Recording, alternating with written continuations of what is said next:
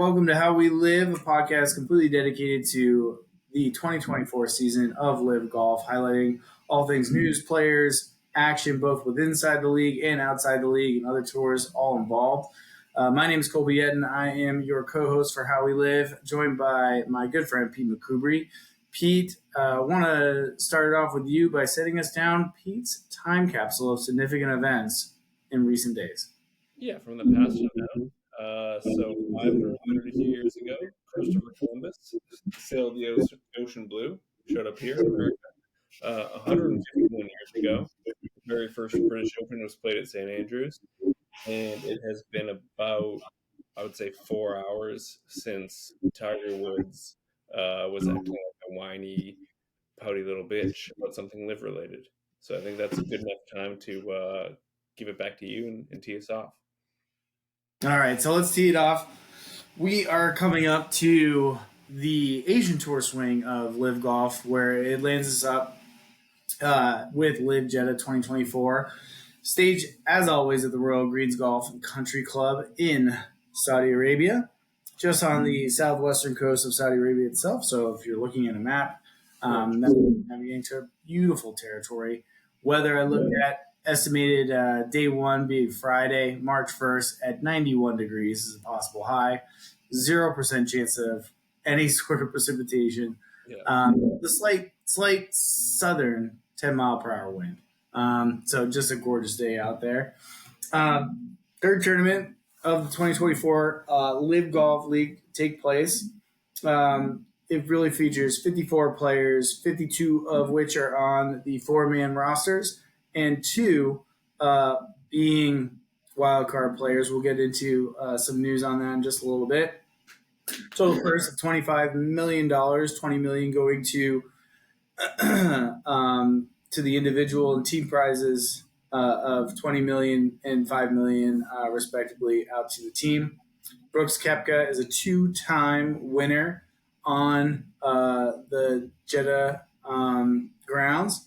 Their Royal Greens Country Club, leading Team Smash with a revamped lineup. You also have Dustin Johnson, captains of the Four Aces, coming off of a Las Vegas win a couple weeks ago, having won 3 individual tournaments in previous LIV Golf events. Tournament actually will showcase the course itself, but we know that Koepka really aims to complete the three-peat of the event themselves. So a much watched event. Looking into how we're actually watching it, we'll be streaming on CW at 12:30 on Saturday Eastern, 1 p.m. Eastern on Sunday.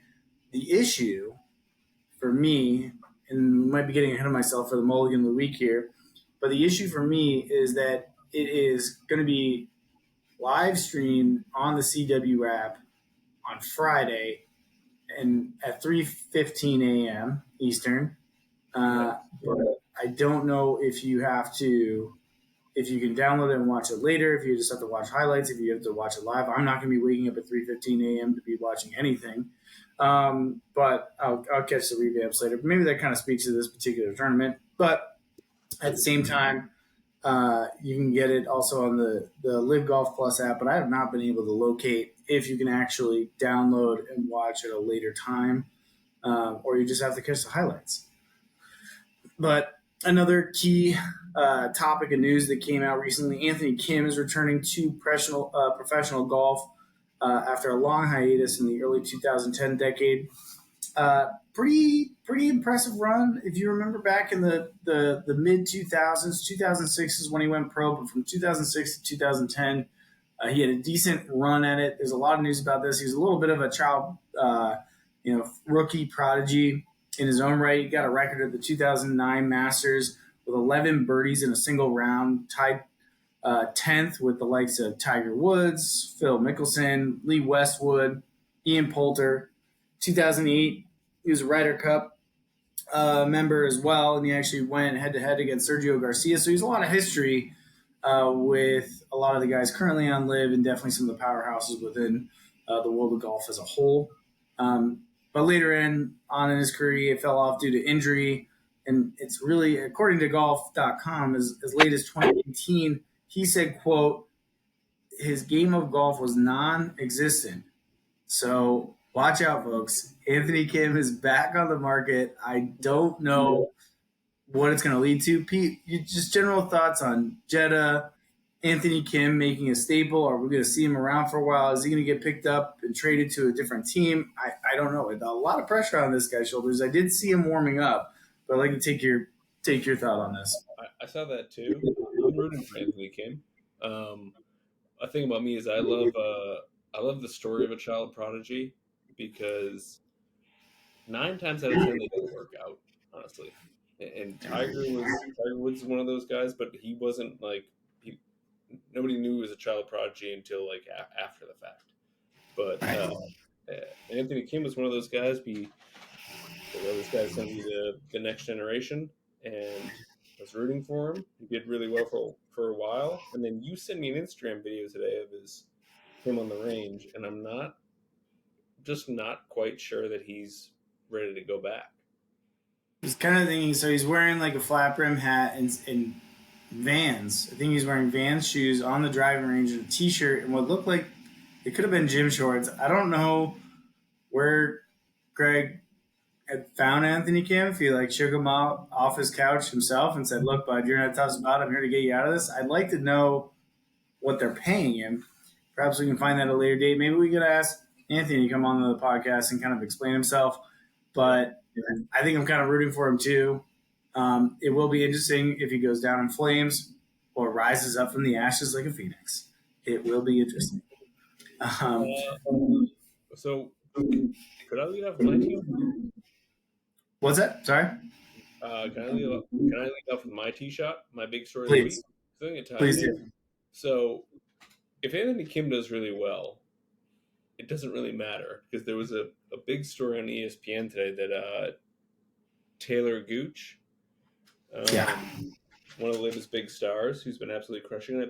I think he's the points leader or the money leader in LIV. He was not invited to Masters. Yeah, coming off of a significant win and LIV in 2023 as the individual champion, did not get a Masters invite this year, 2024. Right, so I don't know if that's good for golf though.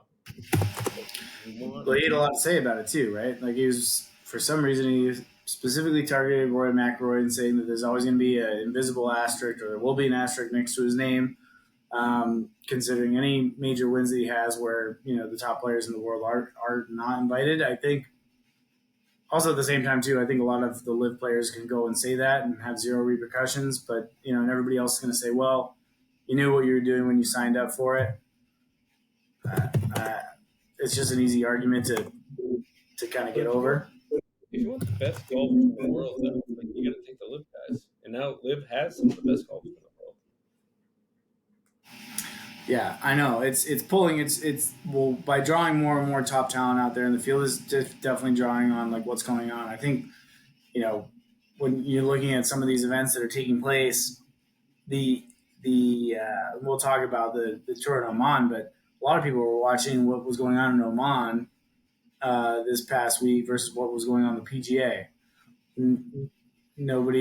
Somebody first on the circuit, no one's really watching. I mean, yeah, it's interesting to watch these new players kind of come up, but you also want to see some of the biggest names in golf, and a lot of them weren't playing in that. So I think one of the best things the PGA could do, rather than like shut these guys out, is bring them in, and if they play like shit, they're like, okay, point proven. But if they play great, then that's good for golf. If they play bad, that's good for the PGA guys.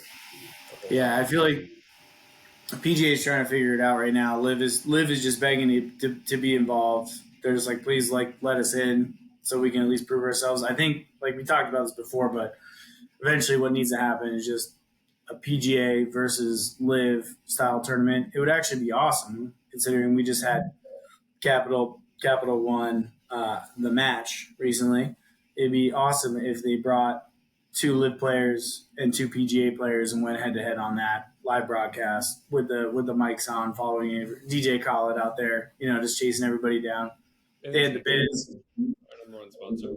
I think that that's such a good idea. The PGA is probably terrified of that, though. Like if they do that, they can't lose. They came back away. So cry his eyes out for a month and a half. I think it's one of those things. It'll be interesting to see if they ever kind of put their money where their mouth is and broadcast something that's live versus PGA. You could even do it. I don't know. I don't know what's going on. It's like it would be totally different from like America's Cup, Ryder Cup, anything, because all those guys are playing on the same playground, if you will. But to have two people dipping in from two different leagues, tours, whatever you want to call it, it would be just kind of outstanding to kind of look at and see what happens. I mean, you put, for example, right now, John Rahm, Brooks Koepka versus who? Rory McIlroy, Max Homa? Yes, Pete. McIlroy needs to be there, I would say. But the second guy on the PGA, Max Homa would be a good one just for like television. Yeah, everybody loves Max Homa. The best of the best. So I think like the best format would be Ryder Cup style. Just like have it over a weekend. LIV versus PGA. It would be awesome. I think something that everybody in golf broadcasting needs to really kind of consider and start doing some fundraising. I don't know. Figure it out. I know the LIV schedule can handle it. Who knows if the PGA schedule can handle it. Or even, just start out with some virtual golf so you can put a little asterisk next to that and say, hey, it was virtual golf. Either way. And now a moment for our sponsor. A Wink or a Nod Marketing is a new boutique marketing agency specifically designed for small businesses. If you are too busy or simply just don't know how to run social media, build a brand plan, or write copy, go to winkoranod.com. Taking us into some approach section of our podcast, aka the team news of what's going on. Wanted to bring up kind of a recap of last weekend, specifically in Oman, part of the Asian Tour. Again, Mexican golfer, also on Team Torquay, captained by Joaquin Niemann, your favorite and buddy out there on the LIV Golf Tour. Yeah. Emerged victorious in the $2 million International Series in Oman, the first event in this year's International Series and swing of LIV Golf, starting the day as a co-leader with Louis Oosthuizen, also on LIV Golf, as everybody knows. But he secured a convincing win with 7 under 65 on the final day, finishing at 19 under par.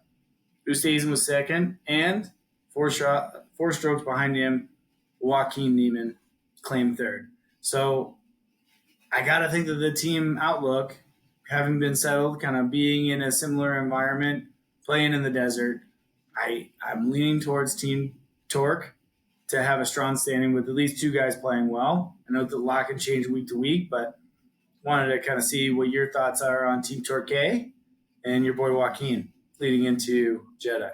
I think Team Torquay is like my favorite team. Joaquin's my boy. Louis Oosthuizen? Yeah, the South African. Yeah, he's one of my favorite golfers because he was a staple and a guy in PGA events that was like 4th or 5th, just kind of like a lovable loser, but also not because he's really, really good and likes him involved. Yeah, you like to see him pull out a W one of these events. I don't think he ever won a PGA event in the United States. I feel like he won a British Open or something like that in the past. I'd have to look it up to be sure. But, you like to see a guy like that kind of come through up on top. But either way, I think he's going to have a strong showing. It'd be interesting to see, obviously, what Brooks Koepka does, trying to seal that deal off and, of course, Team Smash coming through. And then, if the 4 aces can pull out another team win. But I also, kind of deep down rooting for John Rahm's team a little bit. New boys on the block, still trying to make a name for themselves. You just want to see them perform a little bit better than they have. But that's just me. First tournament they got to win. Sorry, say again? First tournament they got to win for John Rahm's team. That's true. They did get a team win. That's true. I didn't really. I guess I'm still trying to get used to the old team factor. So it's really only the 3rd event of the year. So still trying to play catch up myself. Yeah. But So this is actually from Live Golf of the 2024 power rankings going into Jeddah. Smash GC claims the top spot after dominant win in Las Vegas, Yeah. led by Brooks Koepka as a team and Graham McDowell. Crushers GC follows the consistent performances, which is, of course, Bryson DeChambeau's team. And obviously, you got to list Torque GC coming in with a tied third outside the Crusher, showcasing potential with Carlos Ortiz, and then listing 4 aces after a mixed start.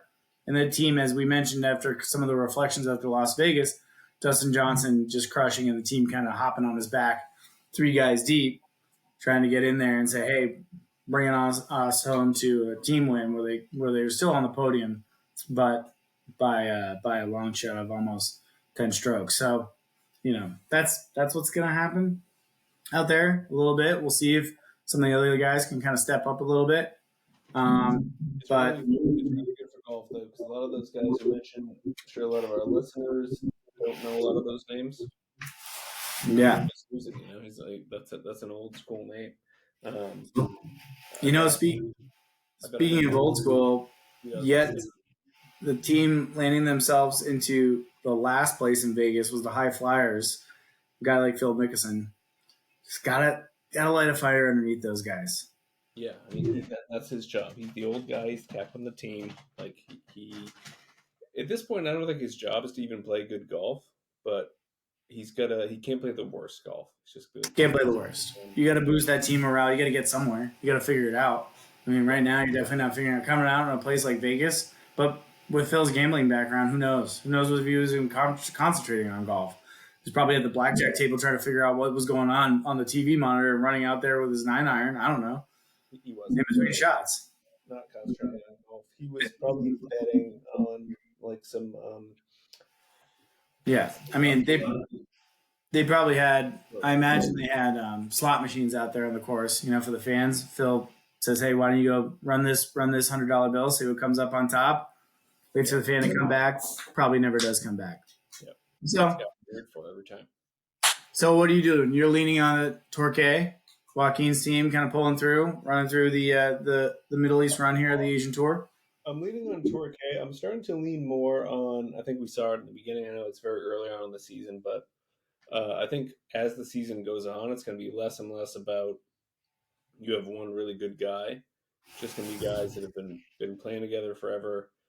Torque is definitely one of those teams. Like just play good team golf, which I know is ridiculous because it's an individual sport, but I think that will show up in the tournament.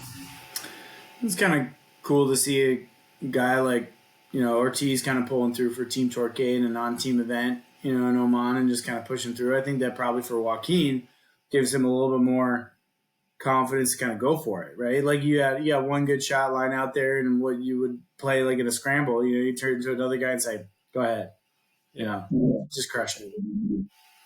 So I wonder if they think about that. We gotta get an interview with these guys and get them on so we can see like what of the team mentality comes into play when you're walking down the fairway. Are you looking? Are you seeing? Are you just trying to concentrate and play the best game of your life? Or you're saying, hey, Ortiz is doing really well. Why don't I go ahead and just try to crush it and see what turns out all right?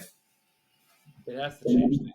I'd be shocked if it didn't. So, like, we're going to get those guys on, and they can answer that. But I would be shocked if, like, the team format didn't play into this. Yeah, 100%. I think in other news, completely unrelated to team, but 100% related to team, is a guy like Coxie, 1980s. Miracle on Ice team player, passed away earlier this week, which is kind of just tough. Well, tough to see. Just to be clear, the player himself didn't die. True. The actor that played him died. And that's 2 guys from that team of actors that died. Really tough. So it was hit home. So that's what you need out there. You need a locker room guy that everyone's rooting for who ends up getting cut at the end. But you still root for him throughout their entire career. And what worked out great. I think he was a motivational speaker, probably. I think all those guys are motivational speakers. Yeah, I think all the guys from the 1980 team are motivational speakers, and And what else are they going to do? Yeah, no, nothing. Well, let's get into our two putt here. This is really our last two thoughts of the podcast. Kind of looking ahead. Going to Hong Kong next week at the Hong Kong Country Club. And I want to do a little shout out here to our sponsor. I think that our sponsor, Winker and On Marketing, could really do an update to the Hong Kong Golf Club's website. But we'll try to put our people in connection with their people, give a little update. But big, big deal out there in Hong Kong to be hosting it. But they had the course itself, the golf club, put out a press release saying that LIV Golf Hong Kong is going to offer a total of prize money of $25 million, which is equivalent to 195 million Hong Kong currency, making it among the highest prize money events in the history of Hong Kong sport. It's estimated that the tournament will produce over 500 million Hong Kong currency of direct investment, offering a significant boost to the local economy there. So Hong Kong is psyched. The people of Hong Kong are psyched. It's good for it's good for the economy. It's good for the economy. Doesn't hurt anybody. Hong Kong club is saying they're going to spend the most money in history on the prize winners. In a Hong Kong sporting event, a single Hong Kong sporting event is going to have the largest purse in history. And that's good for the economy of Hong Kong. Hurts nobody. Good for the economy. Pretty interesting. They got a soundbite from the golf club's captain, Andy Kwok. Said LIV Golf is far more than a golf tournament. It's a globally anticipated super sports championship. Its debut in Hong Kong represents a milestone in the city's efforts to attract iconic mega events. It will bring massive benefits to Hong Kong in terms of the economy, international image, reputation, golf development, and the club, which has an extensive experience hosting international tournaments, is honored to bring the mega event to Hong Kong. We'll do our very best so the guests from all around the world will experience Hong Kong's unique charm and appeal at the Fanling Golf Course of the Hong Kong Golf Club. So that's what every Olympics host says. Yeah. I know. So it's a lot of pressure. It'll be interesting to see exactly if it's a success or a complete and utter disaster. But more power to him. Andy Kwok is pumped. He sounds like a club captain with a lot of stake, but also seems like a stud. He's just ready to get up and get going. Let's do this. Yeah, good for Kwok. Good for Kwok. My two putt is going to be something I touched on earlier, because I'm the guy that hates Tiger Woods of the two of us. That's fine. It's fine. It's fine. Speak your mind. Speak your mind. John Rahm has been texting Tiger about his shift to LIV. Mm-hmm. Tiger Woods, no response. Which I think it's class move. It's not a class. It's like if you and I are working together, because they were coworkers, then you got a new job, we're friends, and you switch jobs. I'm not going to ignore you. It just seems like way overly dramatic to.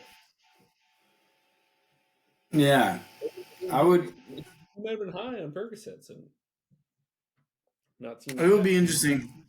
I think it'd be like if you and I.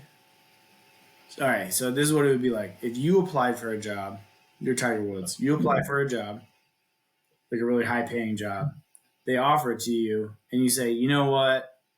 I'm good." Maybe you don't even apply. Maybe they just reach out and say, "Hey, you want it? You got it." You go, and you're like, "You know what? I'm all set."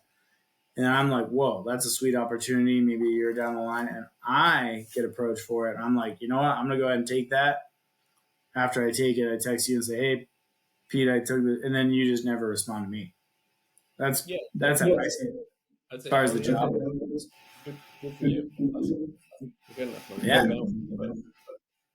Yeah, maybe just a good for you, especially with how well off a guy like Tiger is. I'm a Tiger guy, but it also is just kind of like, come on, guys, let's just relax. There's no reason to have that sort of animosity. Maybe it was a whole mishap. Maybe his phone was dead that day, and then when he recharged it, it just went back to factory default setting. Yeah. Yeah.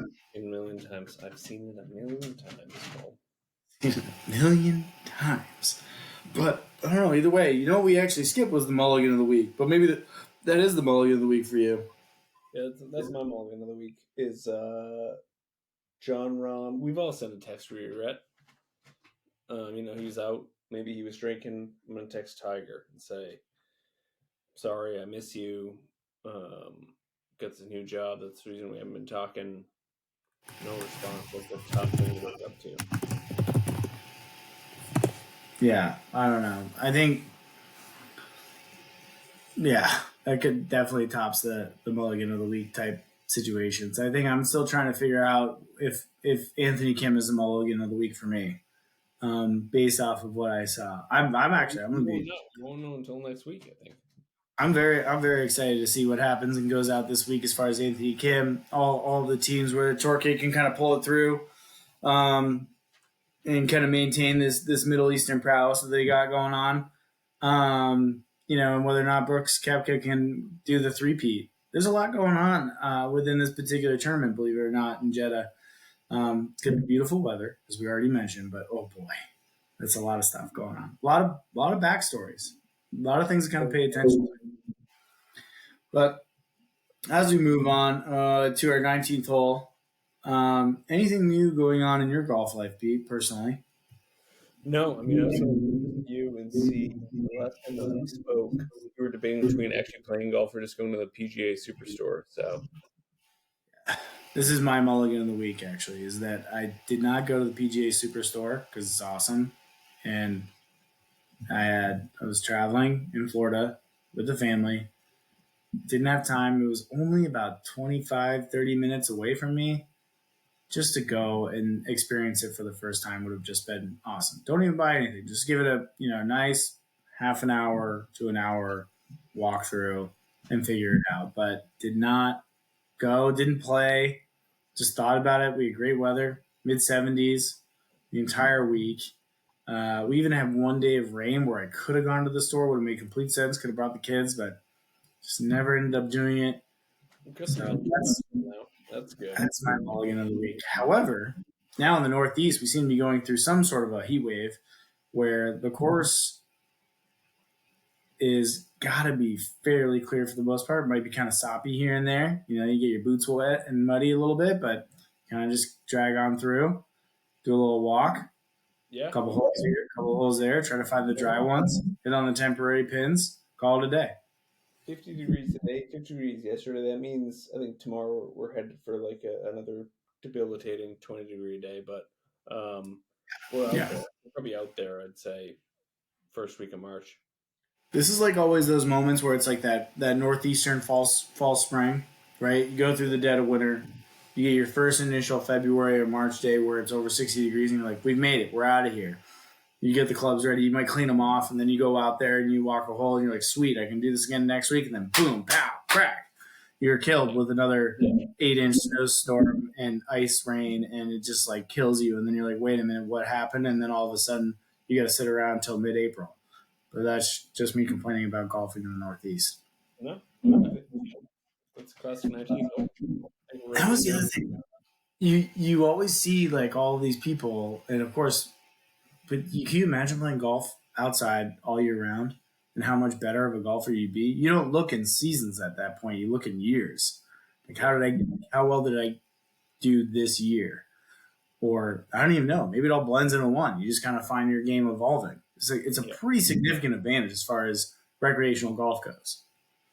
I agree. And it's something we don't have, and I think that's like that's my biggest. I hope I carry that, like a sword. I'm like I would be better, but I just can't be. I live in Boston, so Yeah, that's my own personal asterisk next to my name. yeah. So thanks. But either way, looking forward to Jeddah. Kind of moving forward here. A lot of backstories between Koepka trying to run the 3P, Anthony Kim coming in out of nowhere. And then, of course, if we can see some of this team new for Torquay being able to pull through in the Middle East run here of LIV Tour. I want to, first of all, thank our sponsors. I want to thank my co-host Pete McCoubrey for joining me every single week to do this. And I also want to thank all of our fans who are listening. Please like, subscribe, and comment. We want to hear from you. What's going well? What's not going well? Who do you want to see on the podcast? Who do you not want to see on the podcast? And have a great night. Be nice. Especially want to thank our producer, Bob Simon, who always behind the scenes does a great job. So without Bob, we couldn't do this. And Without Bob, we couldn't do this. Thanks again, Bob. See everybody next week.